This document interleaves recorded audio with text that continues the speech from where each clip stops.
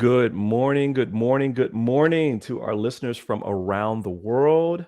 Hello, my name is Brian Westley Johnson, and I am so glad you're here because I want to welcome you to another edition of This Morning with Soulivity. Today, I'm joined by some very special friends and co-hosts, Teresa Greco and Dr. Chanel de Guzman. Good morning, ladies. Good morning, Good everyone. morning, Brian. Hey, that's a little slow now. Let's try. Good morning. Good morning, Good morning. everyone. There we go. There we go. Listen, see, this is how we do, everybody. Before we begin, I want to make sure that everybody understands. Listen, we love hearing from you.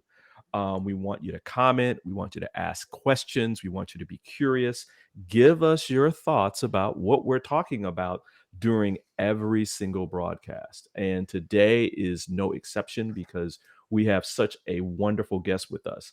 Today, I am pleased to talk with, and we're going to talk with noted author, speaker, and spiritual counselor, Kim Stanwood Terranova. She is a woman of passionate power who assists individuals with experiencing true inner greatness and unlimited authentic joy.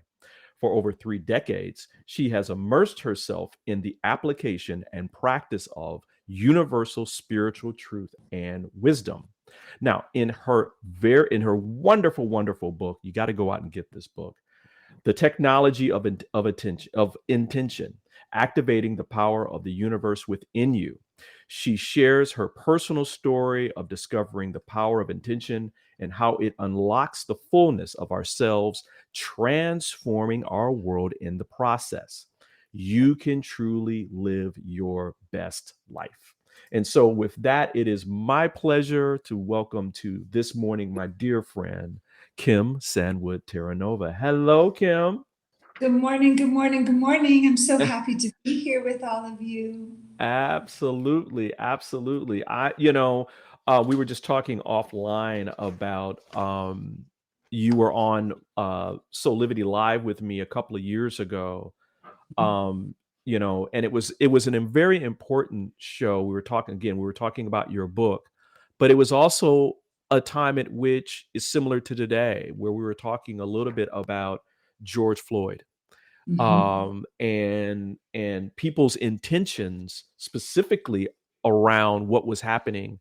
And it's so interesting that you're here again, and we're talking, in the wake of the death of Tyree Nichols in Memphis, Tennessee. So I don't there are no coincidences.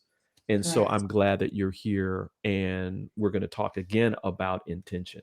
So I'll start off. I'll say, how do you define intention? Well, I could tell you this, we're sitting in it right now, right? We're sitting in fulfilled intention right now because at the end of that last show that I was with you, we said we would meet again. And, Yes.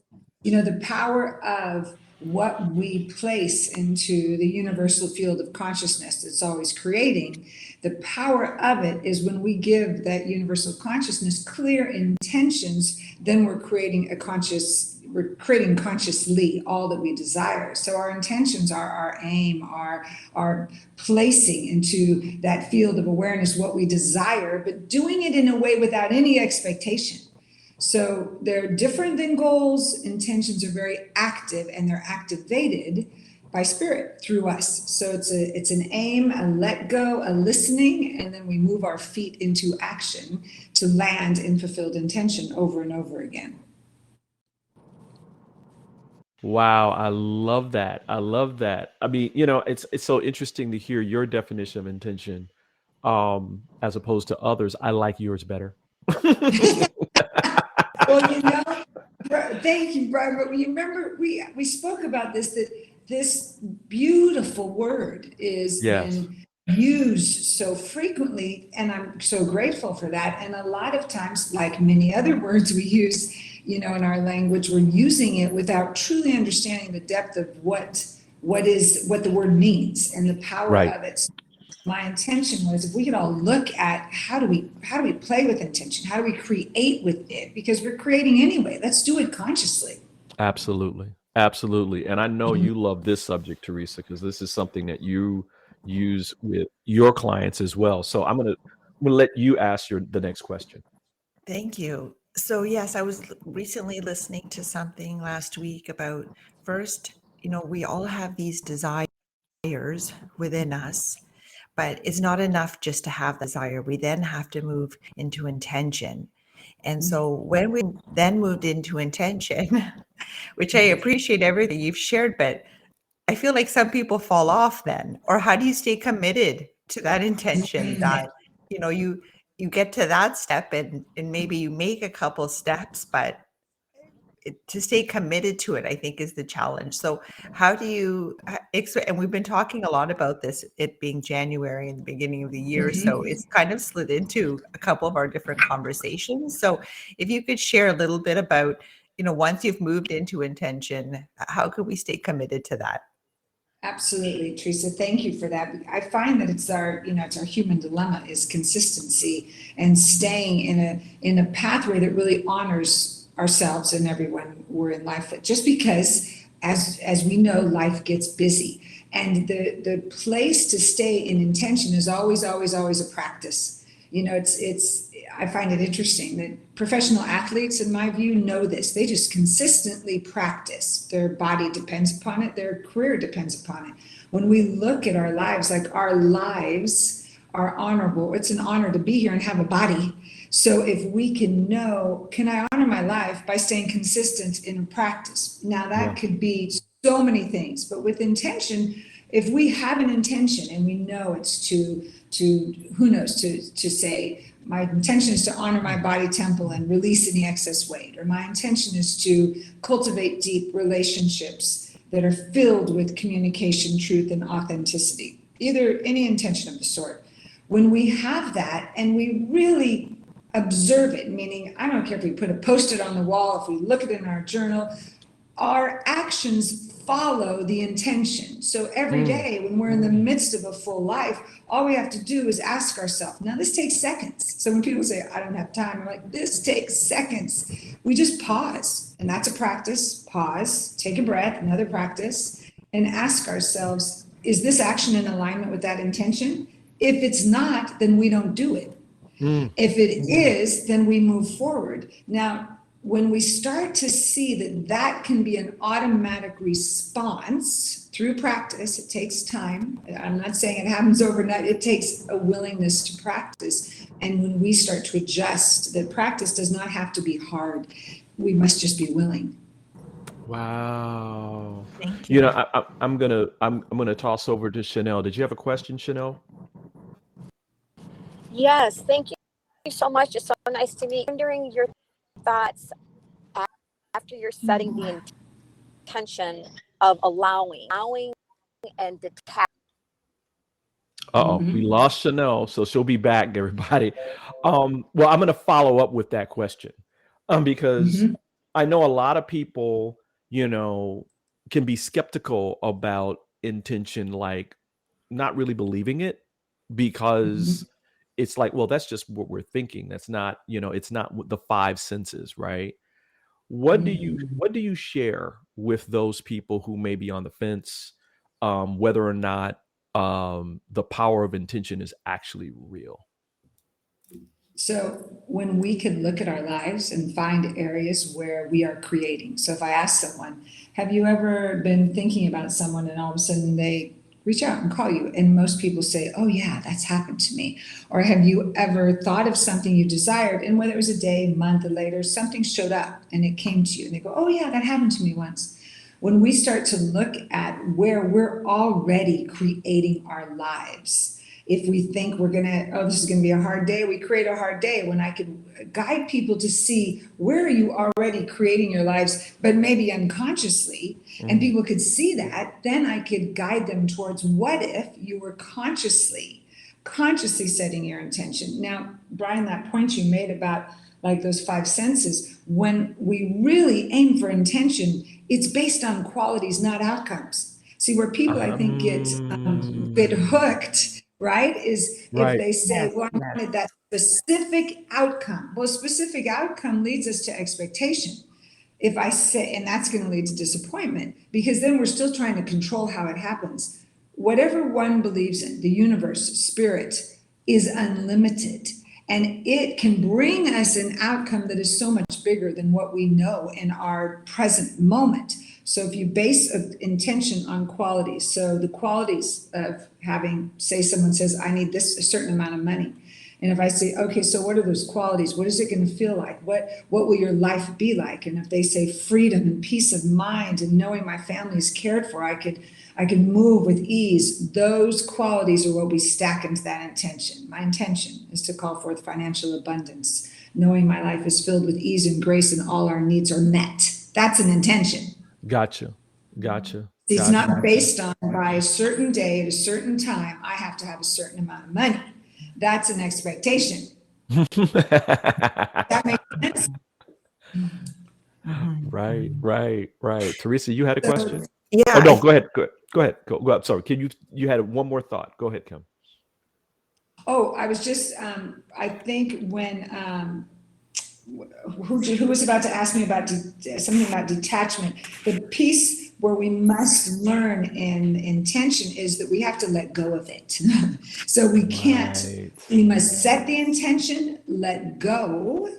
Now here's the next piece though. We don't just sit and look at the universe like, please bring this to me. We let go, and then we must listen for divine inspiration of what step to take to fulfill the intention so that it's based in what we desire. So it's very much a co-creation with the universal presence in ourselves. It's nothing to do with expectation, which that's the part we must practice.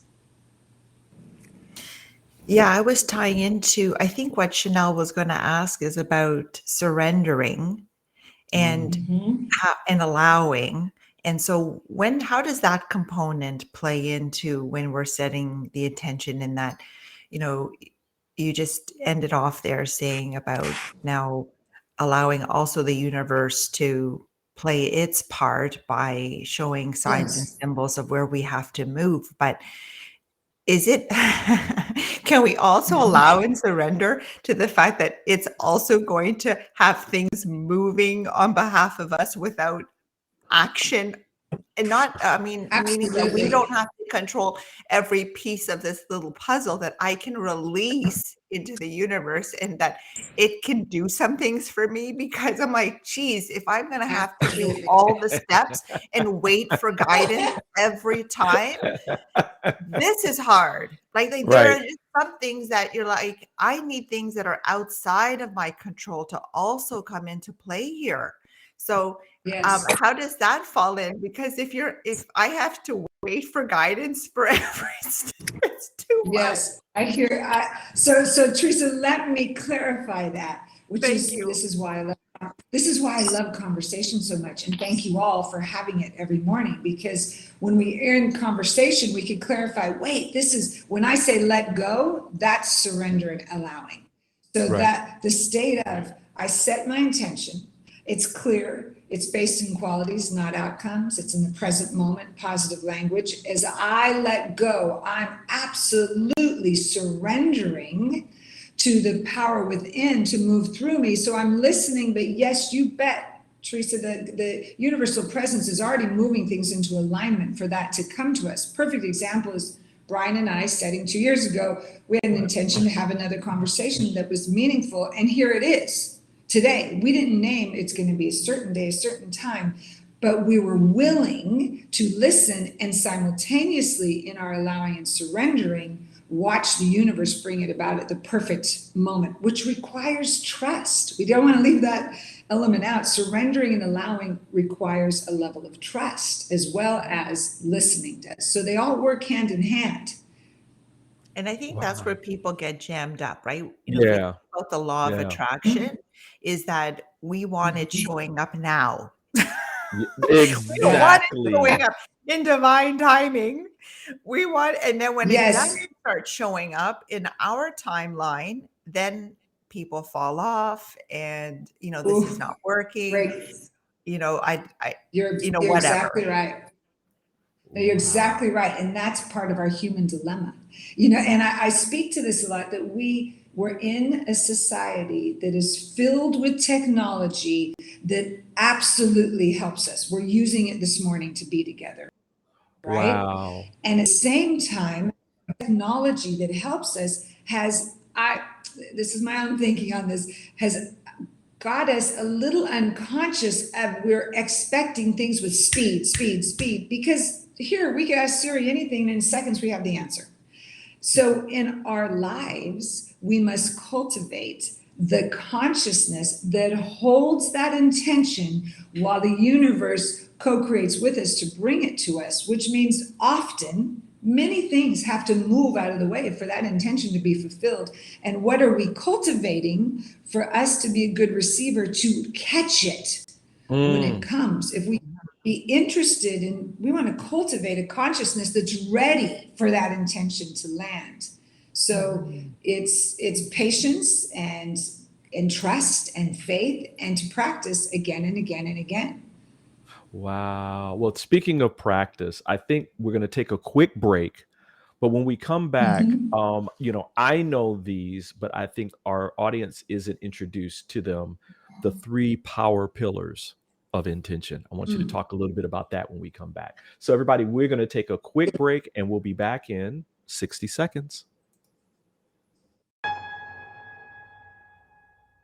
Have you ever asked the question, if I was to be anything, what would I be? Regardless of money, regardless of status, beyond popularity and fame, living your passion, feeling your life has purpose. Soulivity is a space to nurture that which lives in all of us. A place where work can become play, and doing what we love creates the dreams of a lifetime.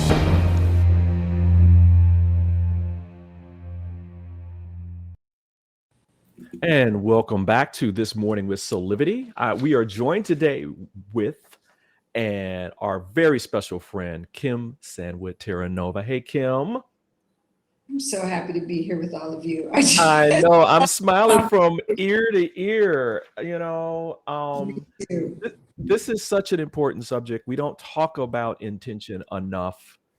And I think that when we do, just talking about intention puts that energy out there, and it can have a very powerful effect on people's lives. Just talking about it. But there's 3 important points in your book, The Power of Intention, that you call the power pillars. Can you take us through those real quick? Absolutely. When we use these 3 pillars to follow writing clear intentions, it really helps us to know that they're on track to create the highest that we're dreaming of. So the first thing is, intentions are always based in the present moment. When we remember to write intentions in this moment, that the power to create is right in this moment, not tomorrow or yesterday. So they're always based with the languaging in the present moment. The second one is they're always positive languaging. Now, sometimes people look at me and say, well, Kim, of course we know that. And I say, how often do we unconsciously say, my intention is to not eat that chocolate cake today? Well, it's pointing right at what we don't want. So we must make it always in the languaging that's positive. My intention is to make choices that honor my body. Positive language, present moment. First 2 pillars. Okay. The third one is, which I watch and observe and assist people to really embody and practice, is the third pillar, very important. They are based in qualities, not outcomes. Wow. The qualities of financial abundance, the qualities of freedom, the qualities of trust, peace, harmony, balance, deep levels of communication, connecting, so that we're not pointing to when in a certain moment we want an exact thing, but we know the qualities of that. So if I ask people, tell me about that. What does that feel like? We're aiming for those qualities because we're vibrational beings. That means the vibration of the qualities of freedom, of peace, of harmony, divine health, wholeness.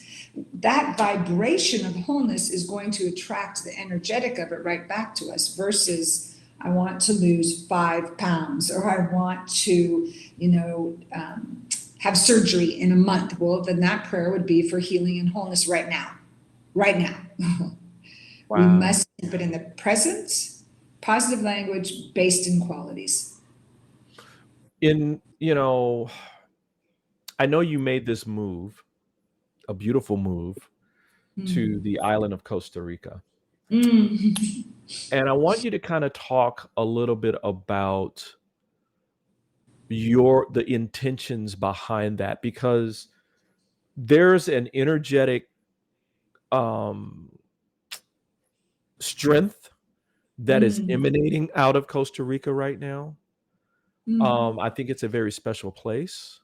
And so can you talk about that journey, that part of your journey where, because you were in California and you went there. So can you talk about that journey? You bet. Many years ago, I set the intention to be of service.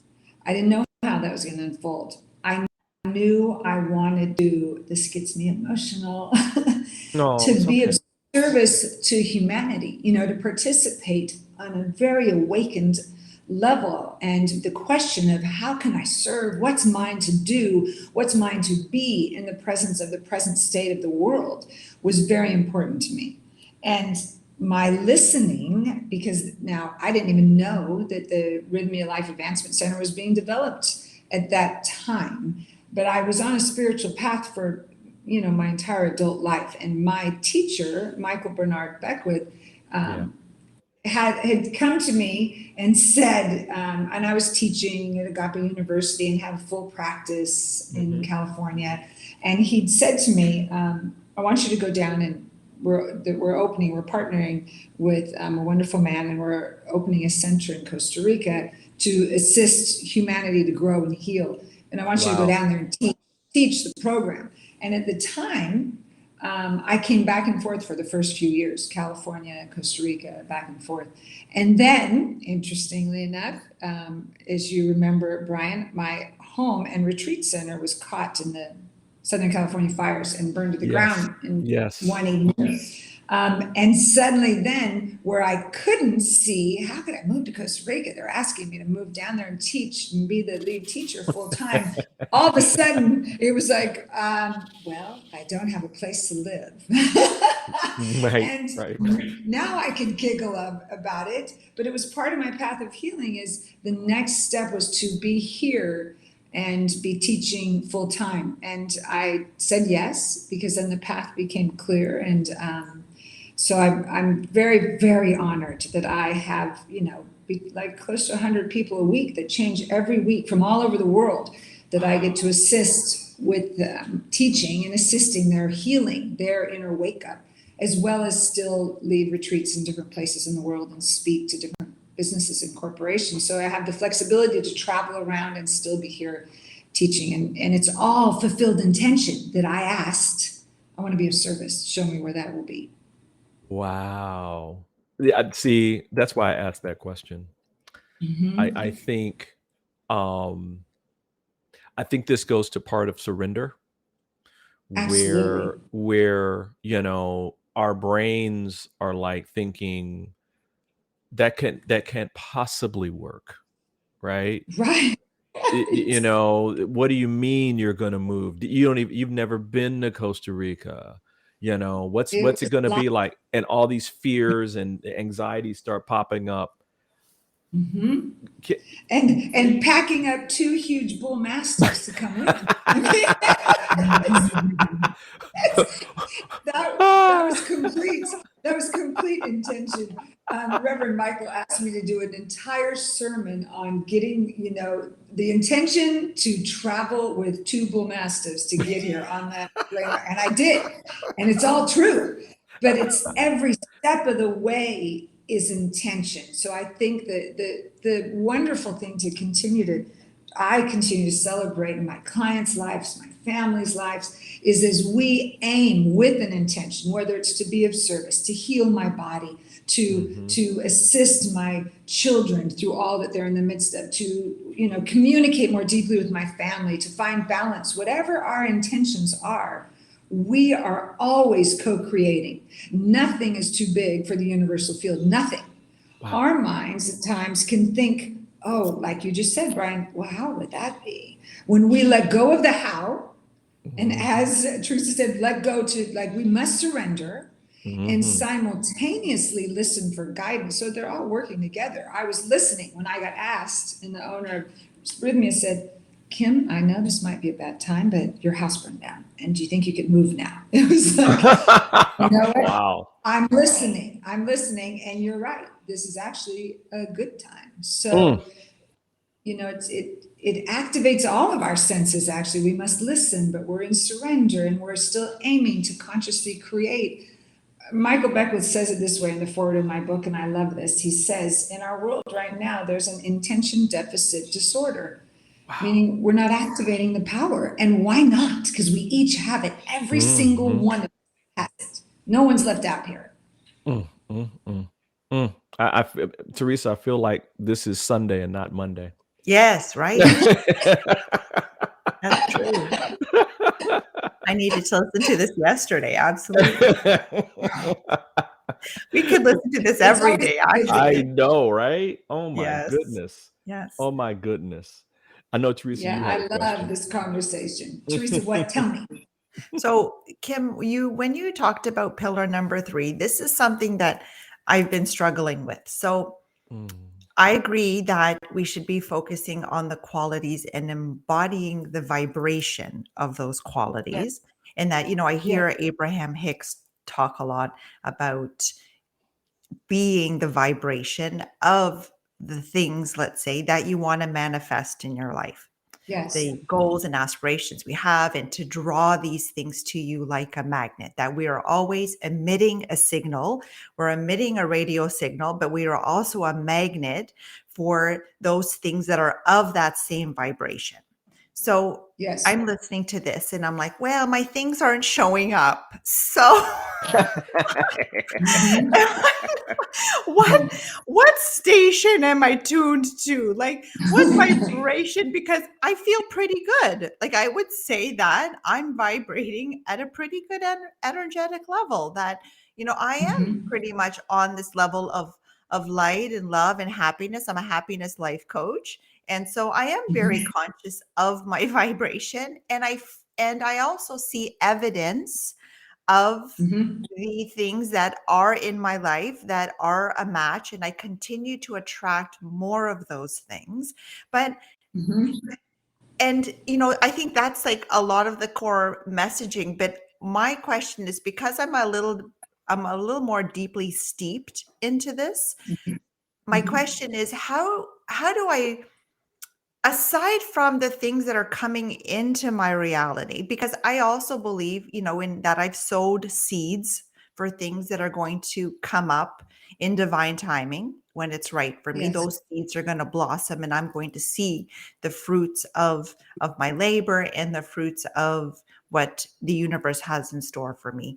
But how do I measure my vibration in the meantime to ensure that I'm on my high flying disc, aside from waiting for things to come into my reality that show me that measurement, if that's clear? So I want to make sure the question, how do you said measure my, how did you say that? Vibration. So, yeah, my vibration. yes. Aside from what I'm attracting.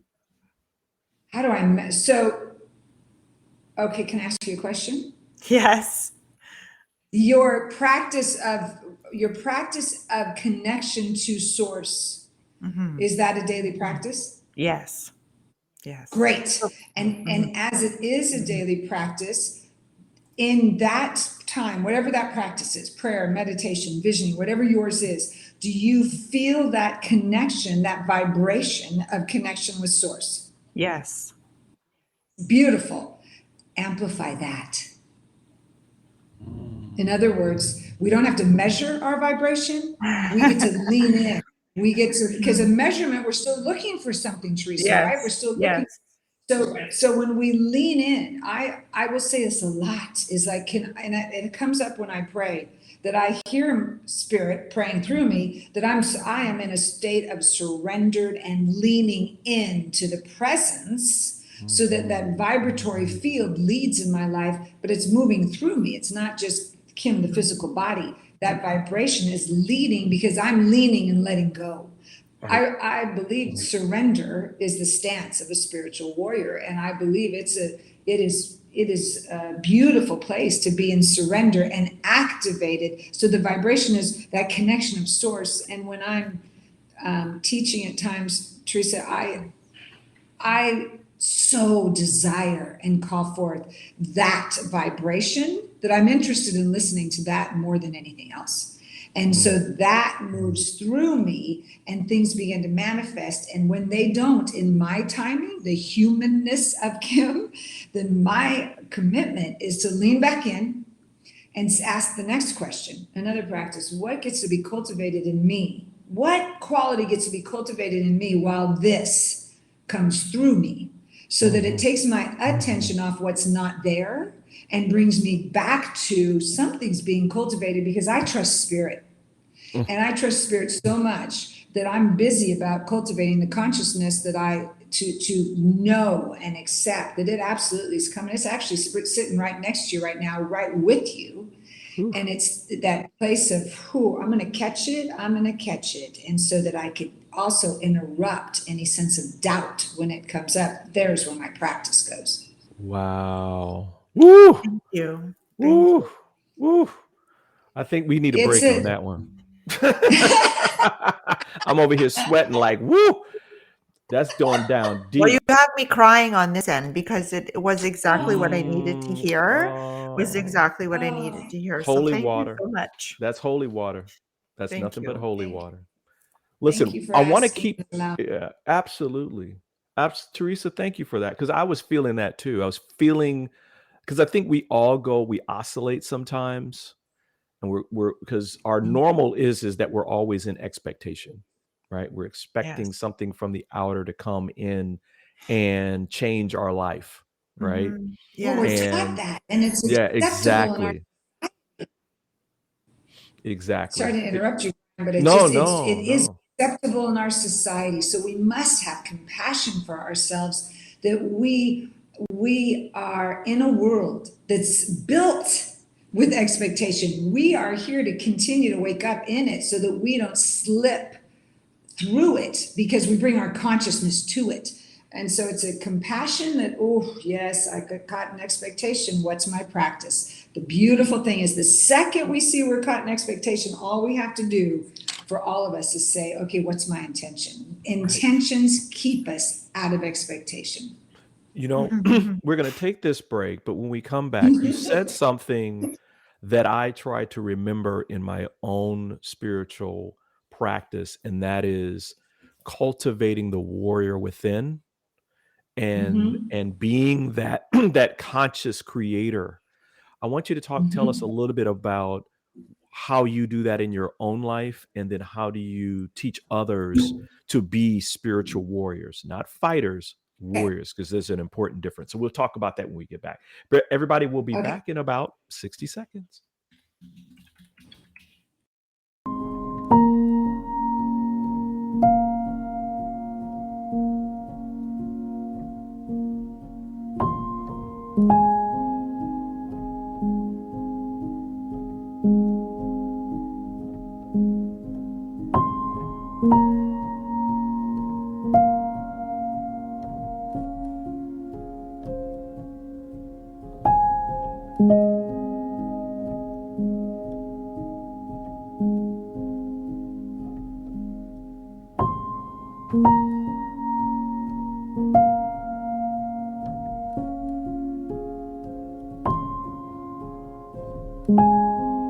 You can find all the Satanic products at our Go shop on Soulivity at go.soulivity.com now.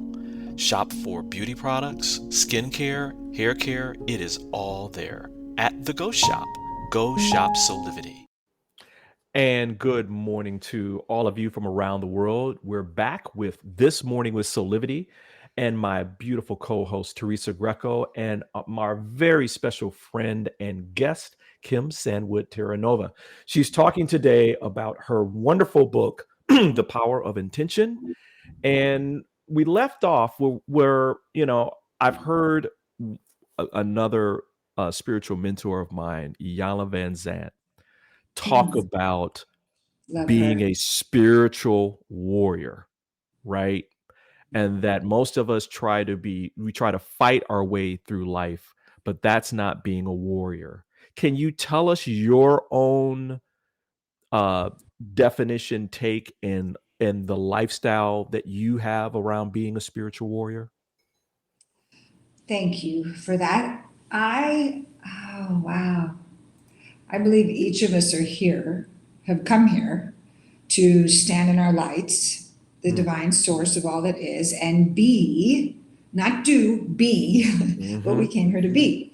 And there's an entire practice about being versus doing. If we could Yeah.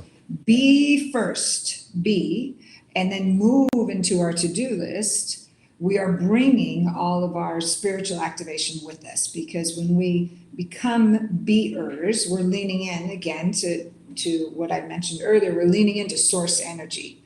Spiritual warrior is being resilient in the face of the circumstances of the world. Spiritual warrior is bringing your beingness to every circumstance that is before each of us individually, as well as all of us collectively. So it means we must be awake. Now, being awake to me is one of the most important things for us to participate in. And I don't mean just our eyes open, I mean our inner eyes open. Spiritual warrior activity is keeping the inner eye of our souls awake to what's occurring, so that as we are bringing our consciousness to every situation, we're bringing an awakened consciousness, not a reactionary consciousness. So when you said the difference between a spiritual fighter and a spiritual warrior, a spiritual fighter is prepared to have reaction lead. A spiritual warrior is bringing powerful presence of response that can change the world. Ooh. And it takes enormous courage, because again, in our world, we are in a circumstantial world, and we've been taught to react a lot. And reactions aren't always, I would never say reactions are always bad, because reactions can save our lives. And when there are reactions that are coming from an unconscious state, then that reaction can cause a vibration of more harm. So a spiritual warrior is one who's leaning into spirit before every action, not just a state of versus I can do this versus we shall do this, meaning source and I will do this together, and I'm listening to that inner strength that's more powerful than anything before I shift into bringing the fullness of my doing to anything. I'm tapping in first to who am I being. I'm going to hand this over to Teresa, but you know, I love this react. Being responding to the universe instead of reacting. Mhm. And I love the thought, because I remember when Yalan was talking about this, and it goes so seamlessly with what you're talking about, and that is the warrior is strategic, and the Mhm. battle is already won before it begins. Beautifully stated. It's already done. And so Beautifully why, stated. so you just go into surrender into that, right? Like we were Mhm. talking about in the last segment about surrendering and letting your expectations go, you know. Teresa, I know you Yes. had another question or comment. Yeah, I've realized through our conversation that I'm not leaning into enough that divine guidance within me, that I should be turning in there first instead of leading with my head, which is okay. This is where I'm going. This is where I'm headed. These are all the steps that I need to take every day. I have like different things that I need to do, and I check off, and okay. And I know that I'm always moving forward. But now I'm sitting here in reflection thinking, well, am I moving forward based on the divine plan for me, my higher self's plan, Source's plan for me? Am I being guided first by the Holy Spirit, or am I leaning too heavily on my head? So my question then for you is, I believe that living a life of purpose means that we are living on purpose every single day, where we feel on purpose. We feel that we are doing exactly what we need to be doing at exactly this moment in time with whatever it is, so that we check in with ourselves and say, do I feel good in this moment? That our feelings is that compass that helps to direct us. That if we're feeling happy, we're feeling good, then we're on purpose. We're doing exactly what we're supposed to be doing. But when we meet some resistance emotionally, where we start to feel tired and drained and frustrated because maybe things aren't coming along as they should, or we're meeting many roadblocks and things don't seem to be working out, that those are also indicators that we're not in alignment with the truth and path that we came here to live. And so I'm thinking now that I feel mostly happy on my path while I'm doing all of these things, but I'm leaning too heavily on my brain, because I'm not checking in enough to say, well, Teresa, when you're trying to do these things, are you being guided by spirit first, or is it outside expectations? As to Teresa, to grow your Instagram, you have to post 6 to 7 times a day. And in order to, get more followers, you have to do a live video all the time. And you have to have this, and there's like this whole checklist of things that people tell you that you need to be, in order for you to be successful and in order for you to get your message across, you need to be doing all these things. So that's where the mind kicks in, because my mind's like, okay, Teresa, you need to do this, this, and this. And then now I'm like listening to you today, and I'm like, oh no, like rein in the horses here, Teresa, because you're being guided too much by the external and not enough by the internal. So if you could share some comments about that, that would be so helpful. Absolutely. And clearly, Teresa, just by your descriptive, I want to acknowledge just your pathway of watching your vision to be fulfilled, that you've been moving into full motion every day. I could hear it as you're talking. And when we begin to allow our head to melt into our heart, that we meet in the middle. Like, it's not that we are to be led solely by our head or solely by our hearts. We meet in the middle. Really a life lesson, if we look at it that way, is that when we come into balance and know, okay, my head is telling me I've got this big to-do list and I need to get it done, right? And we must honor as well that, we're being efficient, we are aiming. Now, when we first go to our being place, first and foremost, that we don't move into that doingness until we lean into spirit, what happens is that to-do list gets done with more ease and grace and power than we've ever known. That when we first are still, so it's melting the two, it's not one or the other, it's melting the two, meeting in the middle and starting with our prayer, with our meditation, connecting with source and seeing, I'm bringing this vibration of oneness to my to-do list. Miracles occur on that to-do list, and someone picks up one and another one falls away. Now, I want to talk about that place of resistance when something comes up and we think, whoa, I'm getting resistance, that what I desire isn't happening. There's also beautiful messaging in that, which is when resistance or something comes up, we get to go to our practice in the middle of something that appears to be not working. We must practice. So we bring our prayers, our practices into that. And my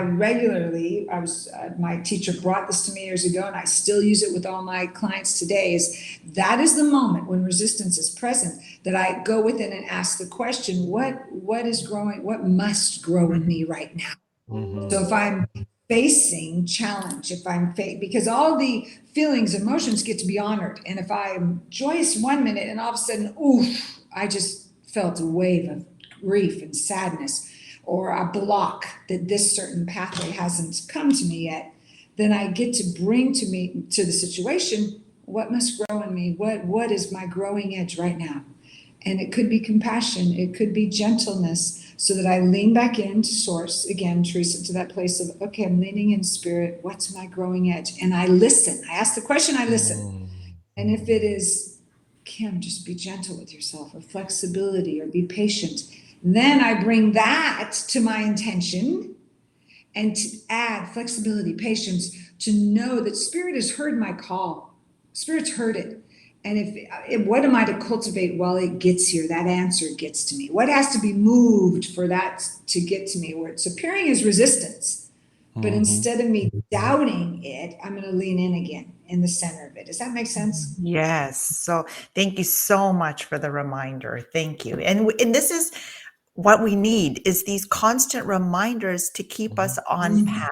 So I'm so appreciative Yes. of our conversation this morning, because it's absolutely what I needed to hear. It's, some of the questions that I've had, and I hope that some of our listeners have had some of those same questions. But it is definitely hitting the spot today. So thank you so much. Well, Thank you. it's really beautiful to see intention and spirit and beingness in action, right? Because as you guys were talking about those moments where we do move into a level of fear, may it manifest itself as anxiety or worry or concern, that the old scripture of peace, be still, applies, where you go into that beingness of stillness, even in that moment, to understand at a higher level what's going on with me, what's coming up for me, because the answer is always going to be for my best and highest good. Always, always, always, always, always. So thank Yes. you for that Yes. that beautiful reminder.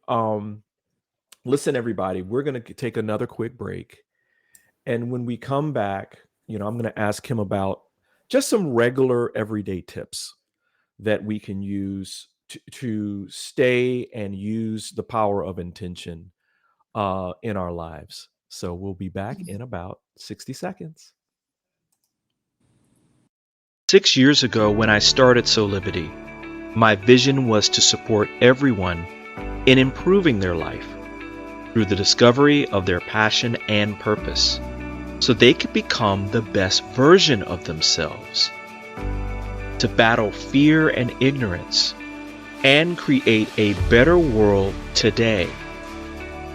Get inspired to live your passion and purpose. Visit Soulivity.com now. Hi there, Sheila Applegate here with some exciting news. I've joined the incredible Soulivity team as the host of the new Consciously Awesome live show, where I will be sharing insights to help you discover your full brilliance and claim the vibrant life you deserve. So tune in every Wednesday right here on Soulivity TV to join the fun, and remember to subscribe to the channel so that you don't miss a single episode. Have an awesome week, and I will see you on Wednesday.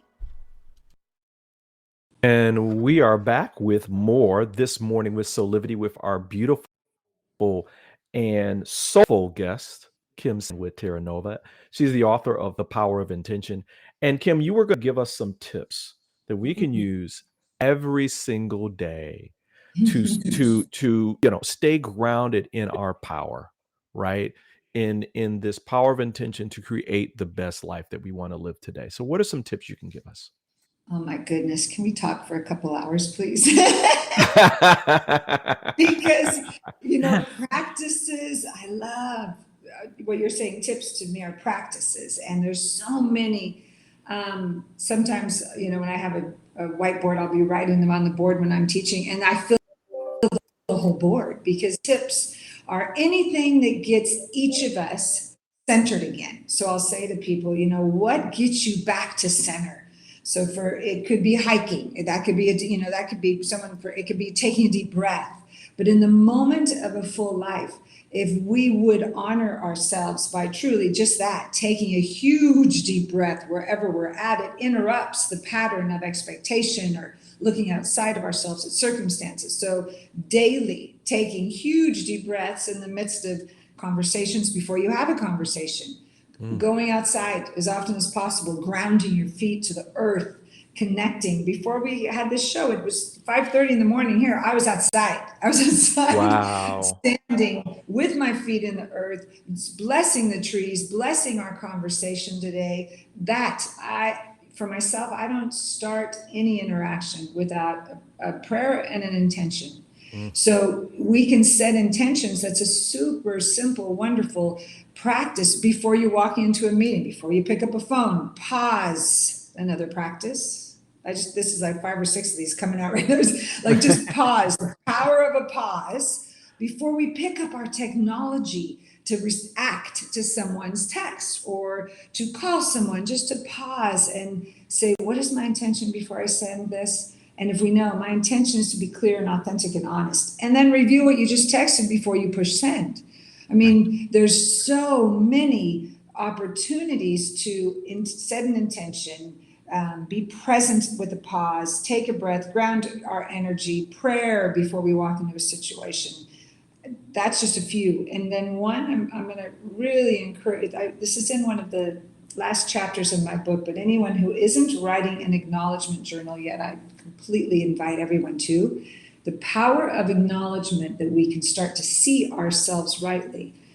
Every day, have your journal, open it up. Today I acknowledge myself for kind, gentle acts. This is just for you, that you can see where you have grown. It could be simple as, I acknowledge myself for taking a breath before I had a conversation with my children today. I acknowledge myself that I paused before I walked into that business meeting and surrendered to listening to my inner voice. I acknowledge myself that I got up and did my practice for 5 minutes today before I started my day. Anything. Well, what happens with an acknowledgement journal is we start to build a field to be better receivers. If we could see ourselves rightly, we become better receivers. We set our intention, and then we are ready when the intention comes to us to receive it.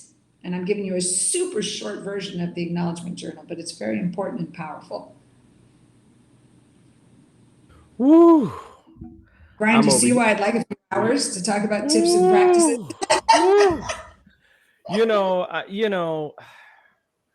You're coming back. You know that, right? I can't wait. Yeah, you're coming back. I mean, because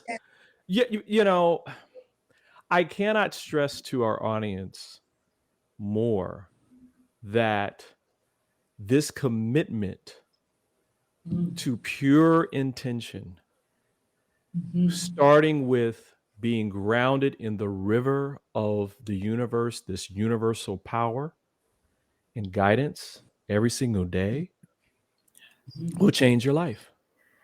Yes. It is really, really, really that simple. And the most powerful things are. And so just thank you, Kim. Thank you, all of you. I'm so happy to be here. So honored. And I love conversations. When we could bring our full awareness to every conversation, things happen in life and shift. And all of you are doing that. And I'm so grateful to you. So thank you for having the conversation and with me. Yeah. And, and everybody, this is not something where we're just talking high level, aesthetics of spirituality and all that. I mean, as a global consciousness, all of us need to be able to be grounded in that sense and change that you want to see. You have to be the change, and this is that's intention, where you're literally being the change that you want to see in your life and in your world. And so when people come together, it just multiplies by multitudes. Mhm. And Teresa, you had something that you wanted to ask. We got a little bit of time, but go ahead. So well, it's a combination of a question and comment. What I loved about all of the little tips that you shared is that they're very simple things, right? Take a Right. Yes. breath, pause, but Yes. there it's same thing with showing gratitude, like all day, just thank you, Yes. thank you for for that. Listening to Louise Hay in a lot of her work, it's the same thing, just like thank you Yes. for my computer for working, thank you for my phone for Yes. being charged, thank you for my car that's working today and allows me to get to where I have to be. It's not just thanking for all the good things, but even thankful for all the inanimate objects too that we have. Thank you for the electricity that's in my house. Thank you for the clean water. Mhm. Thank you. Like it literally, we could be saying thank you all day long, right? But and that Absolutely. we don't have to have a specific time to practice gratitude at the end of a day of our day in a journal. That and same thing with your Mhm. acknowledgement one. So it kind of ties into the question that I wanted to ask is that do we don't really need to, and we shouldn't be setting a specific time at the end or beginning of the day to try to be very intentional about looking for all the things that we should be grateful for, but rather it just comes naturally. And the more that we do it, just Mhm. becomes a habit, and how we just live from that place all day long. So Mhm. how can we take that acknowledgement journal that you said and just doing it all day long instead of leaving it for the end of the day where we write it down and we think about all the times that we were kind to ourselves A- and pumping Absolutely. ourselves up. We should be pumping ourselves up all day long. So Yeah, how do I we agree get with that you. to be something we do as a habit all day? So great, great, great insight. And often, and each of us are individual in this, often Mhm. into certain people, individuals grow from a solid practice that then stretches into their days. Mhm. This practice to you and I right now, we know, oh, we could do that. There's some people when I bring this up, literally look at me like, what are you talking about? I can't acknowledge myself. That is too hard. I gotta keep telling myself I'm not doing enough. So even if we start at the end of the day to write and then start to can see from the eyes of acknowledgement, you bet I would love everyone to be acknowledging ourselves during the day, to know who I did the best I could in that meeting. Let me just acknowledge myself while I walk to the car. So I'm in agreement with you. Every moment we can to acknowledge ourselves, and sometimes to get the pattern ignited, I guess is a way to say it, is that when we have a certain time until it becomes the norm that it's happening all the time. Does that make sense? Yes. Thank you. So it's and another thing with acknowledgement is we get to acknowledge everyone we walk this path with. When I have couples counseling, I'll say to the couple, can you please acknowledge each other for something today? And it's amazing when someone pauses and thinks, wow, I haven't acknowledged you for putting the dogs out today when I was too tired to do it, or I didn't acknowledge you fixing dinner when I was late. When we really, our children, we look at our children and say, oh, I just want to acknowledge you. I saw you made your bed this morning. I'm so grateful for that. I mean, we Beautiful. get to acknowledge each other as well as ourselves. And what happens then is we're back in the present moment because we're seeing clearly instead of an expectation. Wow, Brian, we're beautiful. diving into that on another show. Acknowledgement. Oh, wow. That was so powerful. I love that idea of not Uh, just like ourselves, but of each other and those people that are dear to us. Just, we're more apt Yes. to criticize and be negative, right? Talk about all the bad things that are going on than to acknowledge all the good things. And so those examples that you share were so beautiful. So right. I hope people can even just take that away with them this morning. Thank you. Absolutely. And Absolutely. Thank you the for b- the question. yeah, and the book is The Technology of Intention, Activating the Power of the Universe Within You. And we love that you were here with us, Kim Stanwood, Terranova. You have a very special intensive retreat coming up in February. Can you tell us a little bit about that? Ooh. In Ooh. 10 days, and I still have a couple spots left. I teach an intensive about it and co-creating our lives, and it's wonderful to watch people come really take the conversation we're having into days of depth and really go away with a clear idea of how to co-create their lives and the tools and the pathway to do it. And the next one is in Costa Rica, coming on February 8th, from the 8th to the 12th. And I bring in a wonderful breath teacher, a transformational breath teacher to help heal as well. I'm teaching that she brings up a path of healing. And we have a beautiful holistic doctor doing treatments this year. And we'll be at the beach saying prayers. So it's going to be profound. Wow. And if you're ready to shift to living a life of intention, just reach out to me because I've got a couple seats still left. So you can join Kim Stanwood Terranova for her Costa Rican Intention Intensive Retreat 2023. Remember, you can email her at Kim@KimStanwoodTerranova to reserve your spot, actually, because it's only 10 days away. Kim, thank you so much for being here. Thank you. Thank you. Again, you're going to be back. So on. Yes, be back. Okay, I can't. Just hear me. I've already said yes. I am so ready and willing to have all these conversations with all of you. And thank you for having me. In fact, we'll do it from there in Costa Rica. Yes, please, Brian. Let's do it. Okay, wait. I think I just heard an intention. I think we're just putting it into the universal consciousness that's occurring here in Costa Rica. And we all just said yes. Yes, we did. In fact, I'm going to be asking you about some things. Yes. Listen, Okay. everybody, please follow us on social media so you can enjoy great programming like this show with Kim Stanwood Terranova and a lot others. You can even catch our show last week with Helene Lerner, the founder of womensworking.com, and so many more beautiful souls. Just go to our website at soulivity.com/this-morning or any of the social media platforms listed here. Listen, on behalf of all of us, I want to say thank you again for joining us for another great episode of This Morning with Soulivity. We hope that you come back and join us every weekday at 8 a.m. Eastern, or listen to the rebroadcast, which is coming up at 11 a.m., specifically for all of you out on the West Coast, because we want to make sure you got some love too. Well, until next time, keep having real conversations that empower you with passion and purpose and create a life full of high quality living today. We'll see you next time. Bye.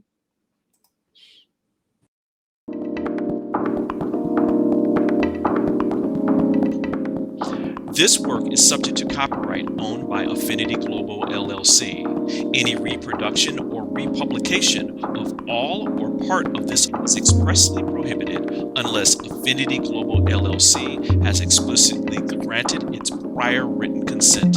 All other rights reserved.